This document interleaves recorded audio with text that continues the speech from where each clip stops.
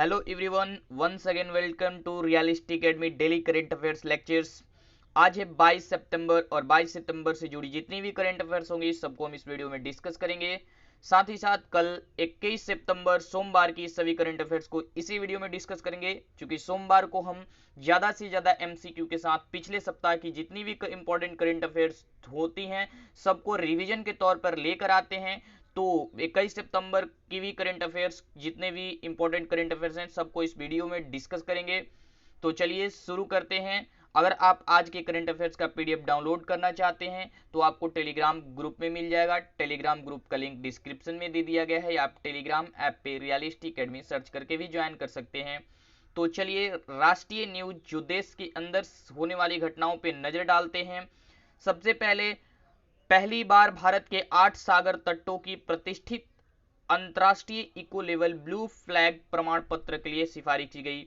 पहली बार भारत के 8 सागर तटों, कोस्टल्स जो बीच हैं, उनको प्रतिष्ठित अंतर्राष्ट्रीय इको लेवल फ्लैग प्रमाण पत्र, इसको जानना बहुत जरूरी है। ब्लू फ्लैग प्रमाण पत्र क्या होता है? तो ये डेनमार्क के द्वारा दिया जाने वाला एक सर्टिफिकेट है जिसको ब्लू फ्लैग सर्टिफिकेट या ब्लू फ्लैग प्रमाण पत्र भी कहा जाता है। डेनमार्क के एफएफई जो कि एक गैर सरकारी संस्था है, अगर इसकी फुल फॉर्म जाने तो foundation of environmental education, foundation of environmental education Denmark के द्वारा दी जाती है ये ब्लू फ्लैग सर्टिफिकेट। अगर एफईई की बात करें तो इसकी स्थापना 1981 में हुई थी। इसका मुख्यालय डेनमार्क की ही राजधानी कोपेनहेगन में है, कोपेनहेगन में है इसकी हेडक्वार्टर, और इसके द्वारा दी जाती है ये ब्लू फ्लैग सर्टिफिकेट। जिस भी बीच को ये ब्लू फ्लैग सर्टिफिकेट मिल जाता है वो विश्व के सबसे स्वच्छ सागर तट के रूप में माना जाता है या जाना जाने लगता है। तो अब भारत के 8 प्रमुख सागर तटों को इस अंतर्राष्ट्रीय इको लेवल ब्लू फ्लैग प्रमाण पत्र के लिए सिफारिश किया गया है। वो कौन कौन सी भारतीय तट हैं जिनके ब्लू फ्लैग प्रमाण पत्र के लिए सिफारिश किया गया है? तो आइए देखते हैं। सबसे पहले बात करें तो गुजरात का शिवराजपुर तट, इसको गौर से सुनेंगे, मैं बोल दे रहा हूं, आप इसको ध्यान से सुनेंगे। वो कौन कौन सी 8 सागर तट हैं जिन्हें ब्लू फ्लैग सर्टिफिकेट के लिए सिफारिश की गई है पहली बार? पहला, गुजरात का शिवराजपुर तट। दूसरा, घोघला तट जो कि दमन और दीव में है। तीसरा, कासरगोड तट जो कि कर्नाटक में है। चौथा, पुदुबिर्दी तट जो कि कर्नाटक में है। कर्नाटक के दो, कासरगोड तट और पुदुबिर्दी तट। केरल का कप्पड़ तट, आंध्र प्रदेश का रूसिंगकोड़ा तट और ओडिशा का गोल्डन तट, अंडमान निकोबार का राधानगर तट। चूंकि ये कोस्टल लाइन होती है इंडिया के वेस्टर्न और ईस्टर्न दोनों तरफ से, तटों के लिए सिफारिश किया गया है इस सर्टिफिकेट जिसका नाम है ब्लू फ्लैग सर्टिफिकेट, जिसका मैंने जो कौन कौन सी तट है सबको आपको बताया। एक बार फिर से रिवीजन करते हुए क्विक: गुजरात का शिवराजपुर तट, दमन एवं दीव का घोघला तट, कर्नाटक का कासरगोड तट, कर्नाटक का पुदुबिर्दी तट, केरल का कप्पड़ तट, आंध्र प्रदेश का रूसिंगकोड़ा तट, ओडिशा का गोल्डन तट और अंडमान निकोबार का राधानगर तट। ये 8 तट हैं, बीचेज हैं जो जिनके लिए ब्लू फ्लैग सर्टिफिकेट सिफारिश की गई है। नेक्स्ट, इंडियन नेवी, यहाँ कुछ मिस है। इंडियन नेवी की इतिहास में सबसे पहली बार, इंडियन नेवी किस इतिहास में सबसे पहली बार 2 महिलाओं अफसरों को भारतीय नौसेना युद्धपोतों पर तैनात किया जाएगा।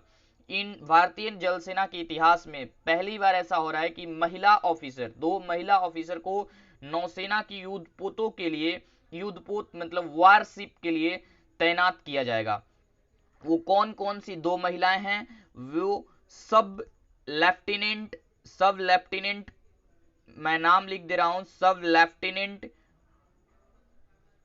कुमुदनी कुमुदनी त्यागी, सब लेफ्टिनेंट कुमुदनी त्यागनी और सब लेफ्टिनेंट रीति सिंह। रीति सिंह, ये दो सब लेफ्टिनेंट कुमुदनी त्यागी और रीति सिंह, ये हैं ये दो महिलाएं, कुमुदनी त्यागी और रीति सिंह, जिन्हें भारतीय जल सेना के इतिहास में पहली बार युद्धपोत के लिए तैनात किया जाएगा। तो यह बात याद रखेंगे। नेक्स्ट, कलकत्ता हाई कोर्ट ने हाल ही में हर्षवर्धन लोढ़ा को बड़ा झटका देते हुए एमपी बिड़ला समूह के सभी पदों से तत्काल हटाने का फैसला दे दिया है। सीमेंट बनाने वाली कंपनी बिड़ला कॉरपोरेशन और एमपी बिड़ला ग्रुप के सभी पदों से हर्षवर्धन लोढ़ा को हटाने का आदेश कोलकाता हाई कोर्ट ने दिया है। आप याद रखेंगे क्योंकि क्वेश्चन इस प्रकार से पूछा जा सकता है कि हर्षवर्धन लोढ़ा को बिड़ला एमपी समूह के सभी पदों से हटाने का फैसला किस हाई कोर्ट ने दिया है?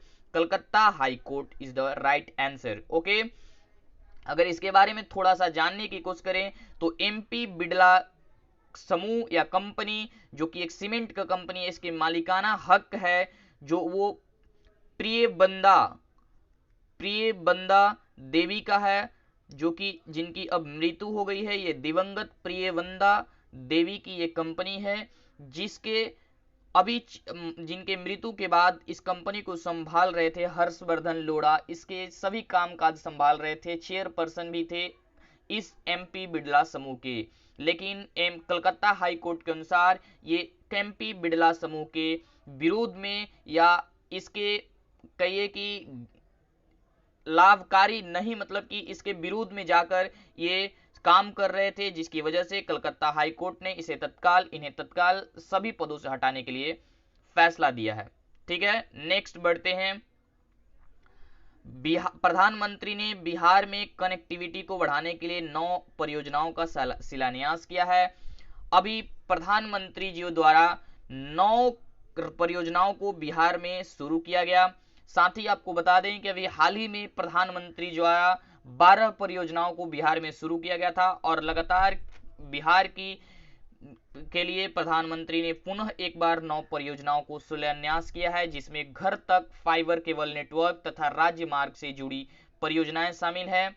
अगर इसमें बात करें तो राजमार्ग में हाईवे को 4 लेन से 6 लेन तक करने की परियोजना है, 4 लेन से 6 लेन तक करने की परियोजना है और साथ ही साथ नदियों पर 3 बड़े पुलों का निर्माण भी शामिल है। तो इस प्रकार से कुल घरों तक फाइबर केबल नेटवर्क पहुंचाना है। तो इस प्रकार से कुल 9 परियोजनाएं शामिल हैं जिन्होंने बिहार को दिया गया है। ये प्रधानमंत्री नरेंद्र मोदी जी के द्वारा 1400 करोड़ रुपए इसके लिए आवंटित किए गए, बिहार के लिए 1400 करोड़ रुपए। तो आप याद रखेंगे, क्वेश्चन इस प्रकार से पूछा जा सकता है कि बिहार में कनेक्टिविटी को बढ़ाने के लिए 9 परियोजनाओं का शिलान्यास किसके द्वारा किया गया है?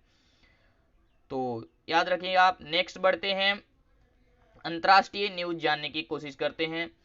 हाल ही में जिस देश ने लोकप्रिय चीनी सोशल मीडिया ऐप टिकटॉक और वीचैट को राष्ट्रीय सुरक्षा मद्देनजर प्रतिबंधित करने का आदेश जारी किया है, तो क्वेश्चन के रूप में आपके पास ये है कि हाल ही में किस देश ने लोकप्रिय चीनी सोशल मीडिया ऐप टिकटॉक और वीचैट को राष्ट्रीय सुरक्षा के मद्देनजर प्रतिबंधित करने का आदेश जारी किया है?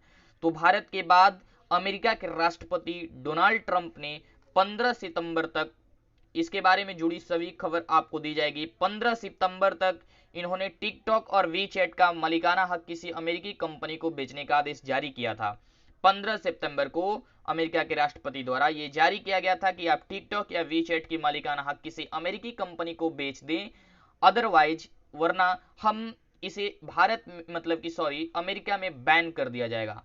और अब 18 सितंबर को अमेरिका के राष्ट्रपति डोनाल्ड ट्रंप ने इसे बैन करने का आदेश जारी कर दिए हैं। तो भारत के बाद क्वेश्चन इस प्रकार से आपसे पूछा जा सकता है कि भारत के बाद वो कौन सी देश है जो टिकटॉक और वीचैट जैसी एप्स को बैन करने का आदेश दे दिया है? तो अमेरिका राइट आंसर होगा। नेक्स्ट बढ़ते हैं, भारत ने कोविड-19 महामारी के अर्थव्यवस्था पर पड़े प्रभाव से निपटने में मदद हेतु मालदीव को $25 की वित्तीय सहायता उपलब्ध कराई है। भारत ने कोविड-19 के महामारी की अर्थव्यवस्था में सहायता के लिए मालदीव को 25 करोड़ रुपए वित्तीय सहायता प्रदान किया है भारत ने। तो आप याद रखेंगे कि पूछा जा सकता है कि कितने रुपए भी पूछा जा सकता है कि भारत ने मालदीव को कितने रुपए वित्तीय सहायता उपलब्ध कराई है कोविड-19 के लिए, या ये भी पूछा जा सकता है कि किस देश को कराई है।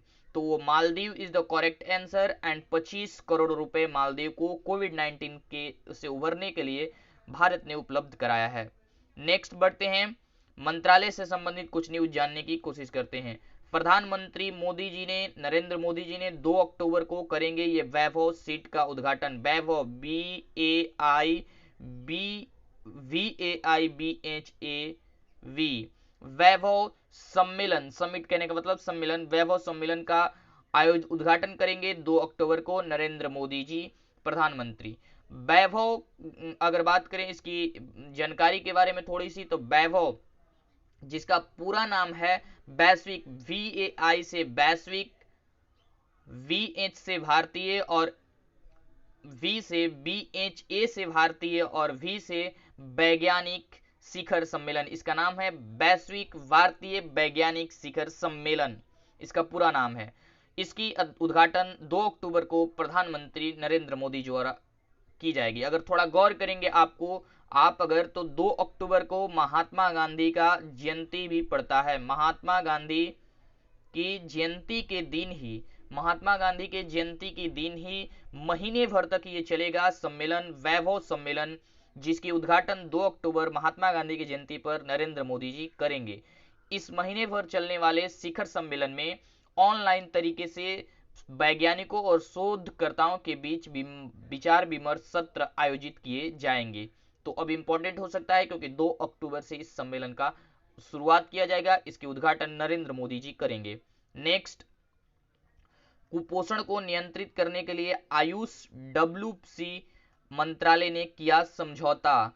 आयुष मंत्रालय कुपोषण को नियंत्रित करने के लिए, न्यूट्रिशन लेस, ये जो कुपोषण है उसको नियंत्रण में लाने के लिए आयुष मंत्रालय और WCD कहने का मतलब women child development department, women child development department, Ayush मंत्रालय और अगर बात करें तो महिला बाल विकास मंत्रालय, महिला एवं बाल विकास मंत्रालय, इन दोनों ने MOU पर हस्ताक्षर किया है, मेमोरेंडम ऑफ अंडरस्टैंडिंग पर हस्ताक्षर किया है कुपोषण को नियंत्रण में लाने के लिए। ठीक है, तो अभी आपसे ये पूछा जा सकता है कि कुपोषण को नियंत्रित में करने के लिए आयुष मंत्रालय ने किसके साथ समझौता किया है, तो महिला एवं बाल विकास मंत्रालय WCD मंत्रालय के साथ। अगर बात करें WCD की यानी महिला एवं विकास मंत्रालय की, तो केंद्रीय महिला और बाल विकास मंत्री अभी कौन है, तो स्मृति जुबिन ईरानी, ये है हमारे वर्तमान के केंद्रीय महिला और बाल विकास मंत्री। नेक्स्ट बढ़ते हैं, भारतीय रेलवे द्वारा मनाया जा रहा है स्वच्छता पखवाड़ा। भारतीय रेलवे मंत्रालय द्वारा, डेट आप याद रखेंगे, 16 सितंबर से 23 सितंबर तक ये मनाया जा रहा है स्वच्छता पखवाड़ा। 16 सितंबर को, 16 सितंबर यानी इसके उद्घाटन दिवस पर सभी रेलवे मुख्यालय, मंडल कार्यालयों में एवं अन्य प्रतिष्ठानों में रेलवे कर्मचारी को यह शपथ दिलाया गया कि रेलवे जोन को आप स्वच्छता की ओर जल्द से जल्द बढ़ाएं, और ये 16 से 30 सितंबर तक मनाया जाएगा भारतीय रेलवे मंत्रालय द्वारा, जिसका नाम है स्वच्छता पखवाड़ा। ये आप याद रखेंगे, भारतीय रेलवे द्वारा मनाया जा रहा है स्वच्छता पखवाड़ा 16 से 30 सितंबर। राष्ट्रपति ने उच्च शिक्षा नीति में, नेक्स्ट है, राष्ट्रपति ने उच्च शिक्षा नीति में राष्ट्रीय शिक्षा नीति 2020 के कार्यान्वयन पर विजिटर सम्मेलन का किया उद्घाटन। राष्ट्रपति रामनाथ कोविंद जी द्वारा इस राष्ट्रीय शिक्षा नीति 2020 के कार्यान्वयन पर एक विजिटर सम्मेलन का उद्घाटन किया गया। ठीक है, याद रखेंगे आप। अगर बात करें इस विजिटर सम्मेलन की, तो इस सम्मेलन में नई शिक्षा नीति को आगे बढ़ाने में और 21वीं सदी में मिलने वाली गुणवत्तापूर्ण शिक्षा प्रदान करने पर जोर दिया गया इस विजिटर सम्मेलन में, जिसका उद्घाटन राष्ट्रपति रामनाथ कोविंद जी के द्वारा किया गया। नेक्स्ट, पूर्व PM जो कि पूर्व प्रधानमंत्री भी है, HD देवगौड़ा ने राज्यसभा सांसद के रूप में ली शपथ। HD देवगौड़ा जो कि पूर्व प्रधानमंत्री भी हैं, अभी ये राज्यसभा के सांसद के रूप में शपथ लिए हैं। ठीक है, आप याद रखेंगे इसको। नेक्स्ट बढ़ते हैं HD देवगौड़ा। नेक्स्ट बढ़ते हैं संगठन से संबंधित कुछ न्यूज जानने की कोशिश करते हैं। Fitch solutions, Fitch solutions FICH, Fitch solutions जो कि एक रेटिंग एजेंसी है, इसने वित्त वर्ष 2021 में भारत की जीडीपी में निगेटिव 8.6% गिरावट का जताया है अनुमान। तो अभी काफी दिनों से बहुत सारी रेटिंग एजेंसियों के द्वारा भारत के वित्त वर्ष की जीडीपी जो रहने वाली है उसका अनुमान लगाया गया है। और हम कल के करंट अफेयर्स के जो MCQ के साथ सोमवार को स्पेशल मंडे स्पेशल जो लेक्चर्स आए थे उसमें सभी को रेटिंग एजेंसियों के अनुमान का डिस्कस किया था, और फिर एक बार डिस्कस करता हूं और आपसे फिर एक बार बोलूंगा कि इसको कहीं एक जगह आप लिख लीजिए ताकि कंफ्यूजन न क्रिएट हो। तो अभी फिच सॉल्यूशंस के अनुसार भारत की जीडीपी निगेटिव में 8.6 रहने वाली है। अगर बात करें क्रिसिल के अनुसार जो कि एक रेटिंग एजेंसी है, इसके अनुसार निगेटिव में 9% भारत की जीडीपी रहने वाली है। मूडीज के अनुसार भारत की जीडीपी नेगेटिव में 11.5% रहने वाली है। अगर नेक्स्ट बात करें तो OECD ऑर्गेनाइजेशन के अनुसार ये भारत की जीडीपी नेगेटिव में 10.2% रहने वाली है। यूएसबी सिक्योरिटीज के अनुसार भारत की जीडीपी -8.6% जो कि फिच सॉल्यूशंस के द्वारा लगाया गया है। यूएसबी सिक्योरिटीज के अनुसार भी -8.6% रहने वाली है भारत की जीडीपी। इंडियन रेटिंग्स की बात करें, इंडियन रेटिंग जिसका नाम ही है इंडियन रेटिंग, इसके अनुसार भारत की जीडीपी निगेटिव में 11.8% रहने वाली है। निगेटिव में 11.8% इंडियन रेटिंग्स के अनुसार।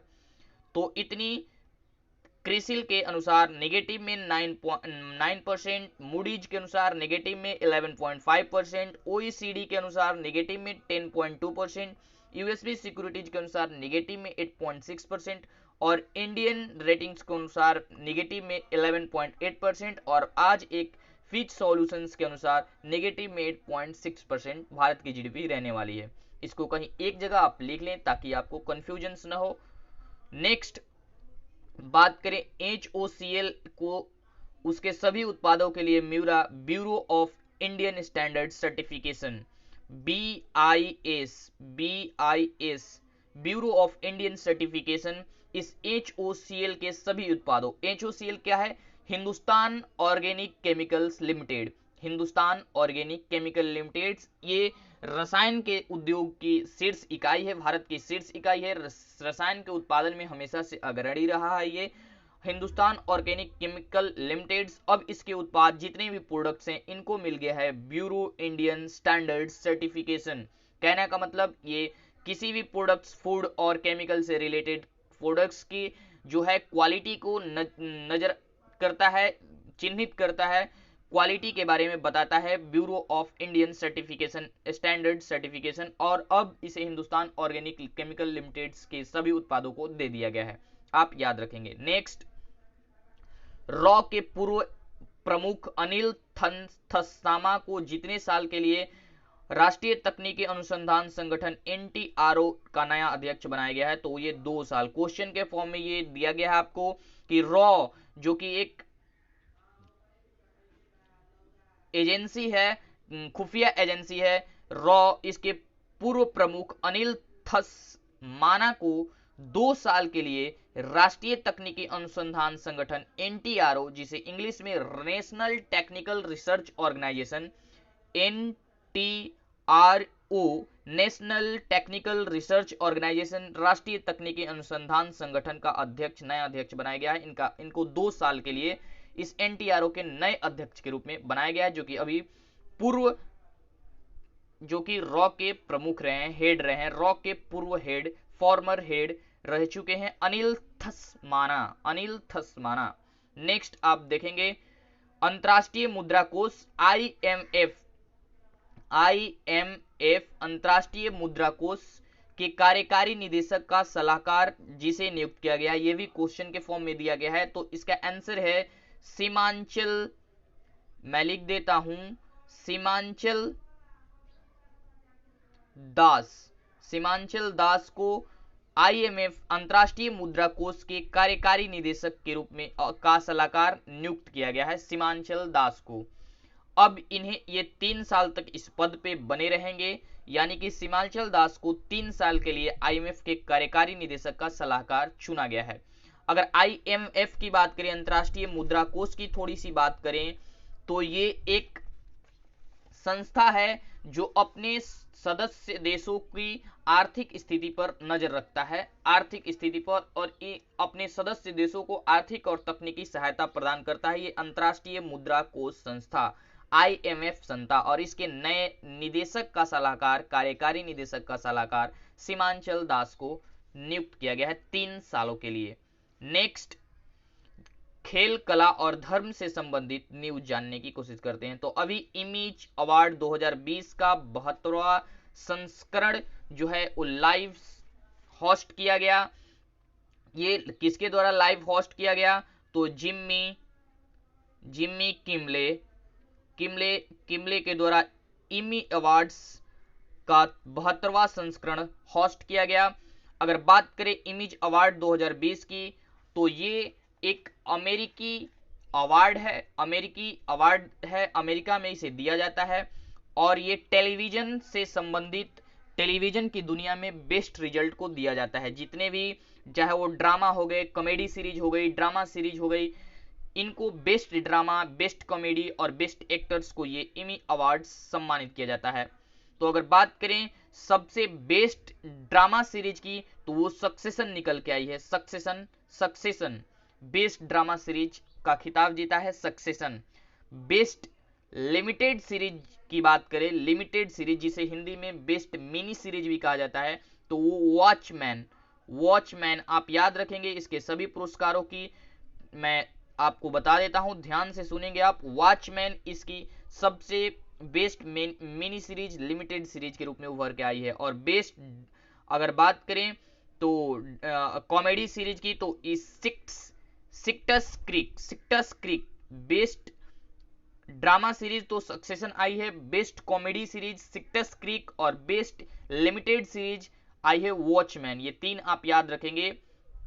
अगर बात करें तो एक्टर की, बेस्ट एक्टर की, तो Jeremy strong GERMY Jeremy strong, ये ड्रामा के क्षेत्र में बेस्ट एक्टर के रूप में इन्हें सम्मानित किया गया है। बेस्ट एक्ट्रेस की बात करें तो जेंडैया को बेस्ट एक्ट्रेस के रूप में ड्रामा के क्षेत्र में सम्मानित किया गया है।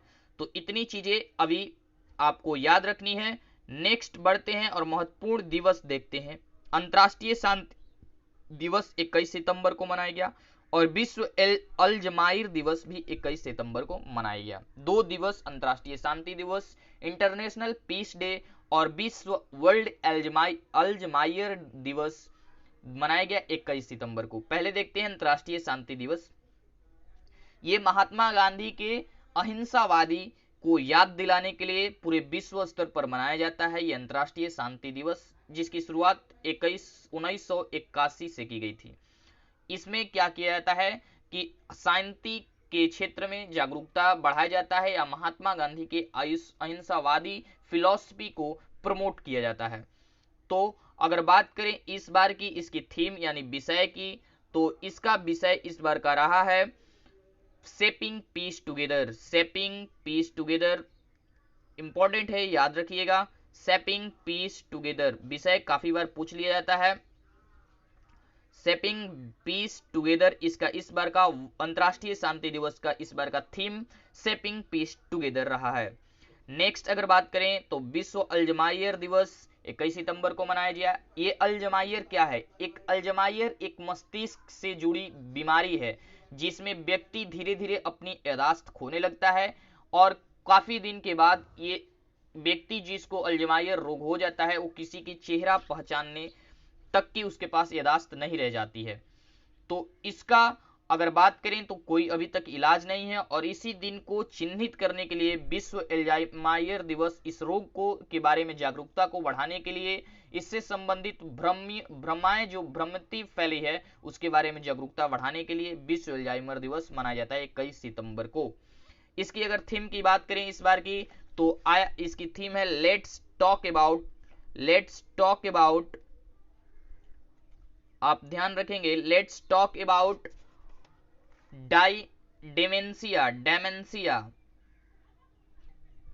लेट्स टॉक अबाउट डेमेंशिया मतलब क्या होता है, ये एक डेमेंशिया का मतलब होता है मस्तिष्क का डिसऑर्डर, कहने का मतलब पागलपन। इसका हिंदी मीनिंग आप देखेंगे तो पागलपन या मस्तिष्क का जो भी डिसऑर्डर है, रोग है, उसका ये मतलब होता है डेमेंशिया का। और इसी के बारे में इसका विषय रखा गया है let's talk about dementia.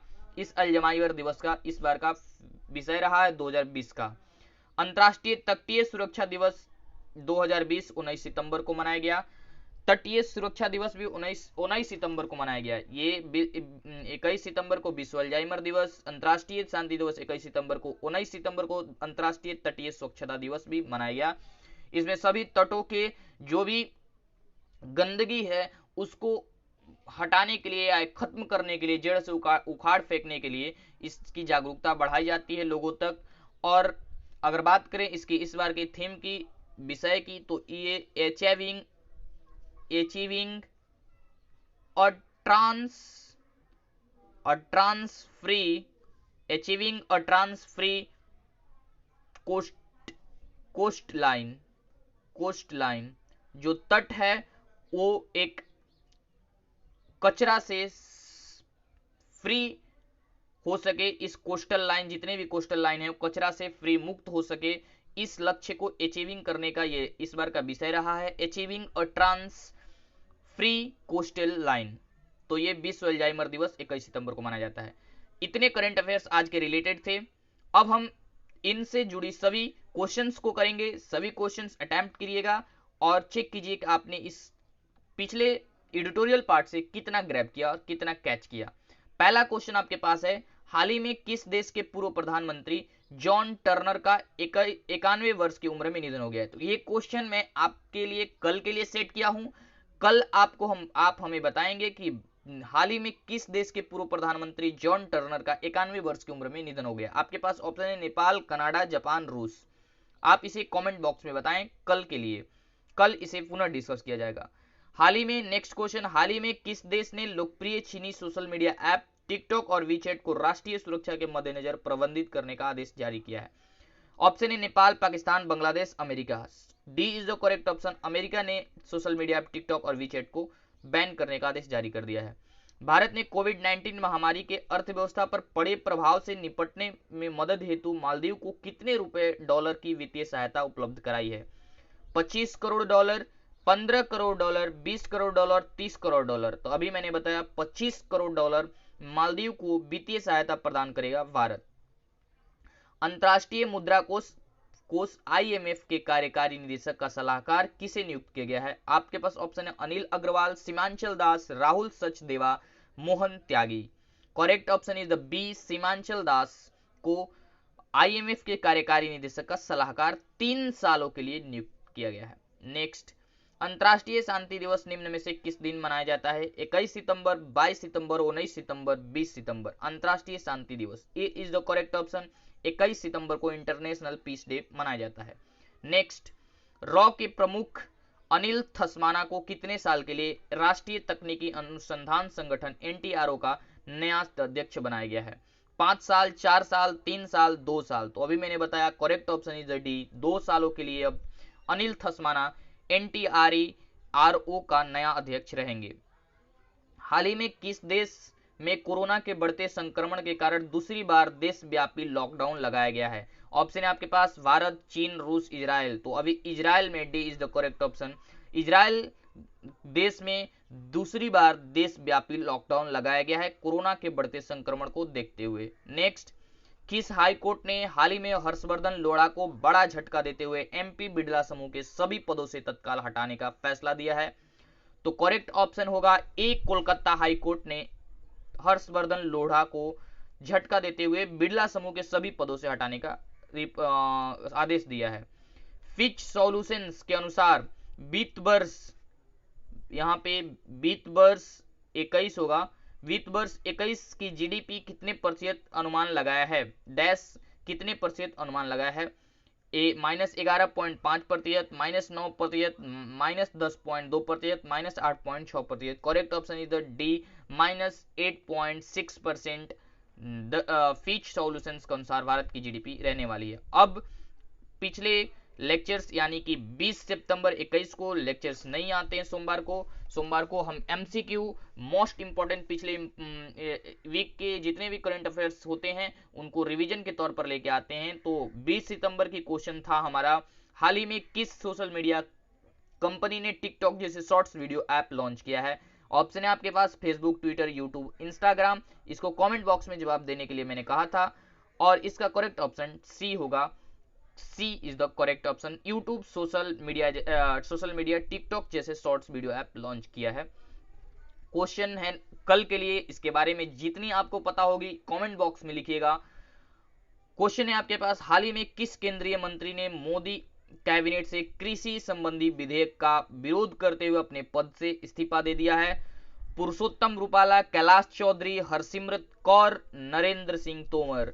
Harsimrat Kaur Badal जो कि खाद्य प्रसंस्करण मंत्रालय होल्ड करती थी, इन्होंने अभी इस्तीफा दे दिया है। और कमेंट बॉक्स में जितना अधिक हो सके आप इसके बारे में बताइएगा। ये भी बताइएगा कि नए खाद्य प्रसंस्करण मंत्रालय के होल्डर किसे नियुक्त किया गया है, नेक्स्ट अगर बात करें तो अगर आपको ये ऑनेस्टली वीडियो पसंद आया है तो वीडियो को लाइक कर दीजिए, शेयर कर दीजिए और चैनल को सब्सक्राइब कर दीजिए। कल मिलते हैं, तब तक के लिए जय हिंद, जय